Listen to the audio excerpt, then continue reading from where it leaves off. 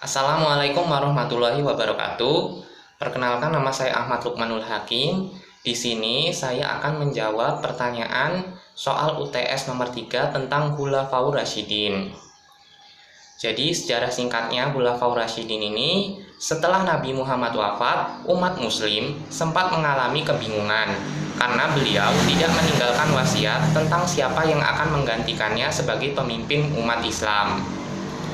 Hal itu secara tidak langsung memberikan kebebasan kepada umat Islam untuk membuat model pemilihan khalifah. Tidak lama kemudian, sejumlah tokoh muhajirin dan ansor berkumpul di balai kota Bani Sa'idah, Madinah. Mereka memusyawarahkan siapa yang akan dipilih menjadi pemimpin selanjutnya. Musyawarah tersebut berjalan cukup alot karena masing-masing pihak sama-sama merasa berhak menjadi pemimpin umat Islam. Abu Bakar menengahi dengan mengatakan bahwa umat Islam hendaknya memilih seseorang yang tidak pernah meminta kekuasaan sesuai dengan ajaran Muhammad.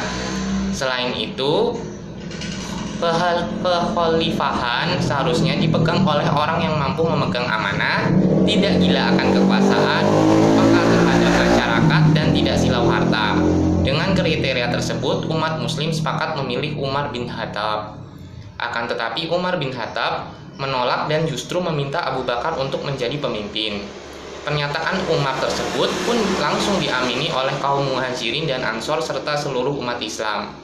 Dengan demikian, Abu Bakar resmi diangkat menjadi khalifah pertama yang mendapat amanah untuk melanjutkan kekhalifahan Islam.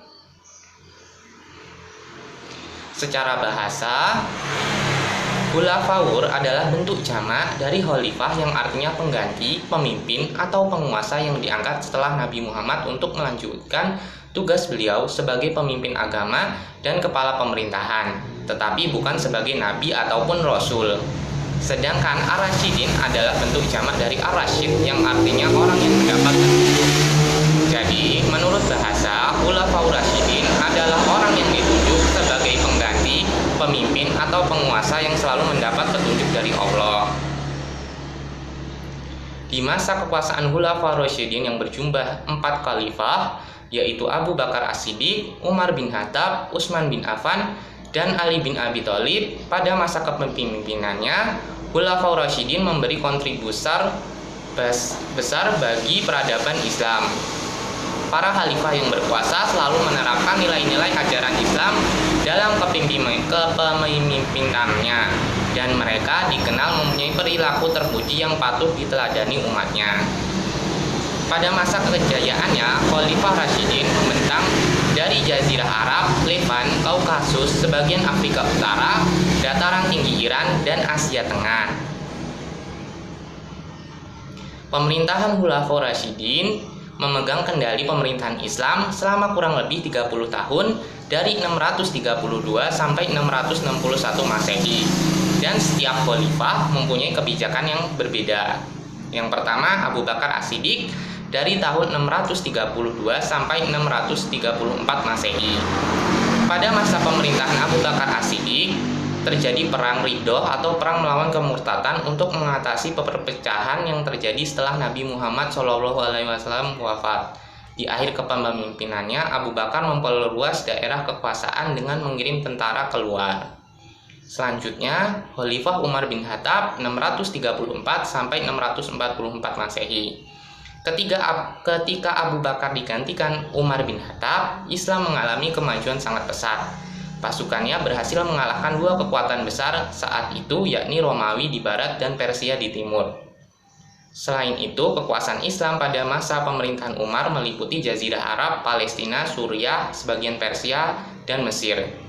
Umar juga mengesahkan ketentaraan, kepolisian, pekerjaan umum, sistem kehakiman, hisbah, pengawasan terhadap pasar, membangun pusat pengawasan terhadap takaran atau timbangan, mencetak uang negara, serta membangun Departemen Pajak dan Tanah, Diwan Al-Khori, dan Departemen Keuangan Diwan Al-Mal.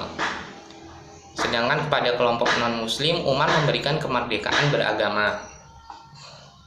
Yang ketiga, Khalifah Utsman bin Affan yang memerintah sejak 644 sampai 655 Masehi.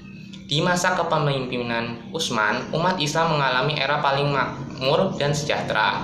Wilayah Islam diperluas hingga ke Tripoli, Armenia, Turkistan, dan Siprus.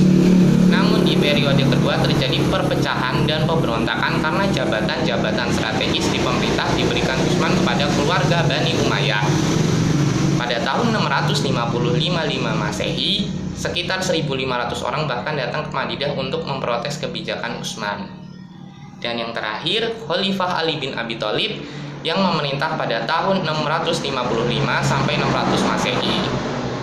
Ali bin Abi Thalib berusaha mengatasi pemberontakan dengan menarik para amir yang sebelumnya diangkat oleh Utsman. Ia juga mengambil tanah yang dihadiahkan Utsman kepada penduduk dengan menyerahkan hasil pendapatan kepada negara. Ali bin Abi Thalib juga menghadapi pemberontakan dari Talhah, Zubair, dan Aisyah karena tidak mau menghukum pembunuh Utsman. Mereka minta agar ada pembalasan dan meletuslah perang Jamal atau perang unta karena Aisyah menunggang unta. Di akhir pemerintahannya, umat terpecah menjadi 3 golongan dan Ali bin Abi Thalib terbunuh oleh salah satunya. Wafatnya Ali bin Abi Thalib menandai berakhirnya Khulafaur Rasyidin.